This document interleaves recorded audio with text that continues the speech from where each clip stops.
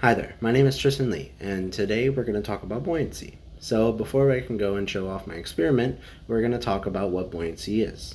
Buoyancy is when you place an object into a water or any other type of substance or liquid, whether that object is going to float or sink within that substance. So there are two things that account for whether an object will float or sink. First off is going to be the buoyant force of an object. Second is going to be the weight of that object.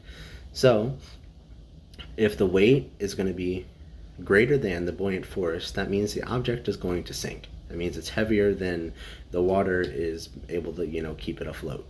Second is going to be if the weight is equal to the buoyant force. If they're equal, no matter where it's put in that substance is where it's going to stay, because it doesn't have any force really acting upon it. Like the gravity or the weight of it's not pulling it down, and the buoyant force isn't pushing it up. So if you put it at the bottom, it'll stay there, or in the middle, wherever it's put, it's going to stay. And the third case is that the buoyant force is greater than the weight of that object, which means it will float. So if you put it in the water, it's going to float atop the water or the substance. And then, if you push it down or it goes down, you drop it in and it hits the bottom, it'll float back up to the top. That's when the buoyant force is greater than the weight. So let's go ahead and check it out and do it in the experiment. Okay, so here I have two types of liquid. I have water and oil. And then I have, a roll of duct tape, a little ball of duct tape, and then here I have a bigger ball of duct tape, a little old dead battery, and a block of dice.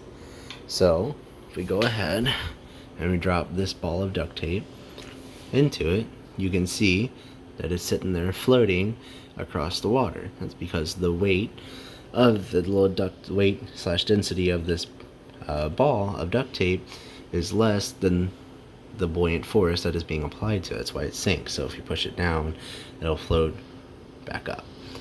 Same with this battery here. Because the battery is heavier and denser than the duct, it goes boom straight down to the bottom.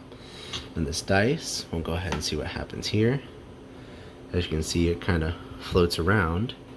Then we'll go ahead and we'll put it in this oil over here and see what happens there. We'll go ahead and go boom. See, it kind of sinks down to the bottom there. We'll see what happens with the dice. Straight down to the bottom, and the battery down to the bottom. Okay, so for our experiment, I have two little containers, one full of water and one full of oil.